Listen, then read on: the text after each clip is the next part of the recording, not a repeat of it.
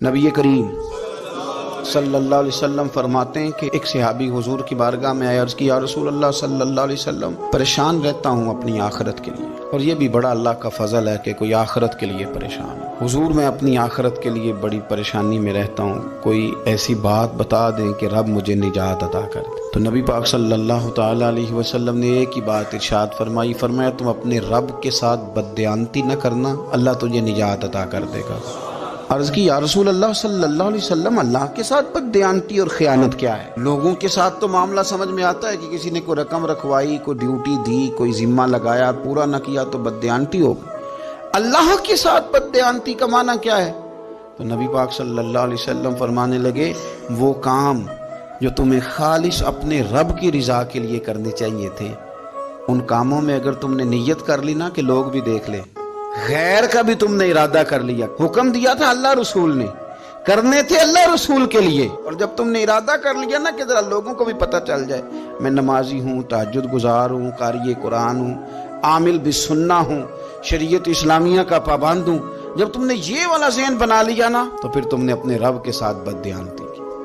پھر تم نے خیانت کی، پھر تم نے ٹھیک نہیں کیا۔ جب تم نے یہ ذہن بنا لیا کہ لوگوں کو پتہ چل جائے۔ حضرت شاہ منصور رحمۃ اللہ علیہ فرماتے ہیں کہ میرا ایک شخص سے بڑا قریبی تعلق تھا اور میں اسے بڑا نیک سمجھتا تھا، اور اچھے الفاظ میں اس کا لوگوں کے ہاں ذکر تھا، لوگ اسے نیک ہی سمجھتے تھے، لیکن مجھے کسی نے بتایا کہ وہ بہت ہی زیادہ بیمار ہے۔ میں تیمارداری کرنے گیا، میں نے اسے جا کے دیکھا تو وہ بڑی اذیت میں تھا۔ میں نے کہا کیا ہوا؟ کہنے لگا حضور اپنے گناہوں کی پاداش میں ہوں۔ میں نے کہا تو بڑا نیک تھا۔ کہنے لگا حضرت جی میرا منصب نیکی کا تھا، میں نے تہجد پڑھی تاکہ لوگوں کو پتہ چل جائے میں نیک ہوں، میں نے تسبیح پھیری تاکہ پیری مریدی میں اضافہ ہو، میں نے سنت شریعت کا لبادہ اوڑھا تاکہ میرے عقیدت مند بڑھ جائیں۔ وہ کام جو اللہ رسول کے لیے کرنے تھے انہی کاموں پر میں نے یہ نظام بنایا کہ جس سے خرابی واقع ہونے لگی۔ حضور پھر میں بیمار ہوا، اتنا بیمار ہوا کہ اٹھا نہیں جاتا تھا۔ ایک دن پھر میں نے قرآن شریف منگایا اور منگا کر کے اپنے صحن میں بیٹھ کر قرآن بلند کر کے کہا اللہ مجھے اس کے صدقے شفا دے دے، آج کے بعد ایسا کام نہیں کروں گا۔ رب نے تو شفا دے دی پر میں نہیں باز آیا، میں گویا بیچتا رہا تہجد کو، میں سیل کرتا رہا اپنے وظیفوں کو، میں نے وہ جملے، وہ الفاظ، وہ تلاوتیں، وہ نعتیں وہ میں کرتا رہا، سیل کرتا رہا۔ پھر بیمار ہو گیا، پھر دعا مانگی، قرآن شریف شروع کیا، پڑھا، سورہ یاسین تک پہنچا، پھر بلند کیا اللہ اس کے صدقے شفا دے دے، وہ بڑا ہی مہربان ہے، اس نے پھر معاف کر دیا۔ لیکن حضور اس کی بار یہ ہوا ہے کہ میں نے کئی دفعے معافی مانگی، کئی دفعے توڑی، اب میں نے پھر وہی کام کیے لوگوں کو دکھانے کے لیے، لوگوں کو راضی کرنے کے لیے۔ ہمارے پلے کچھ بھی نہیں بچتا، جو کچھ ہے وہ دوسروں کو دے ڈالا۔ اس لیے نبی پاک علیہ السلام فرماتے ہیں قیامت کے دن اللہ تعالیٰ کچھ لوگوں سے فرمائے گا جن کو دکھانے کے لیے نمازیں پڑھتے تھے جاؤ ان سے جا کے اجر مانگو، جن کو دکھانے کے لیے تم نے صدقات کیے ان سے کہو تمہیں اجر دیں،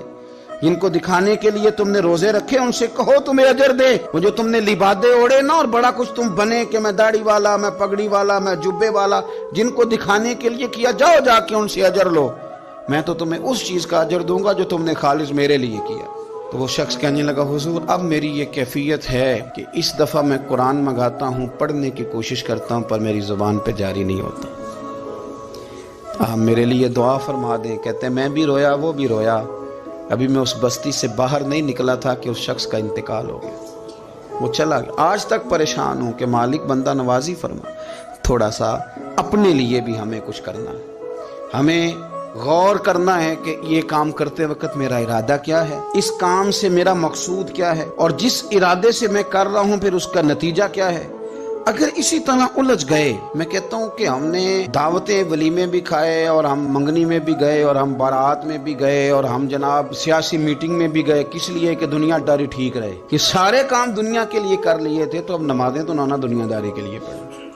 یہ سارا کچھ ہو گیا تھا نا دنیا داری کے لیے، تو اب داڑھی حج زکوٰۃ کا معاملہ تو دنیا داری کے لیے نہ کریں۔ اب اس پر تو نہ دھبا ڈالیں، اس پر تو نہ وہی لیبل لگا لیں کہ یہ اوپر بڑا اچھا خوبصورت پیکٹ اور اندر سے نکلے کوئی شے نہ، خرابی ہو جائے اور صبح قیامت جب راز کھلیں تو پھر ہم سے چھپنے کو جگہ ہی نہ مل سکے۔ نبی کریم صلی اللہ تعالی علیہ وسلم نے ہماری تربیت فرمائی، حضور فرمانے لگے مخلص ہو کے عمل کرنا، اگر تھوڑا بھی ہوا تو تمہیں کفایت کر جائے گا، تمہارے لیے کافی ہو جائے گا، تھوڑا بھی ہوا، شرط یہ کہ وہ خالص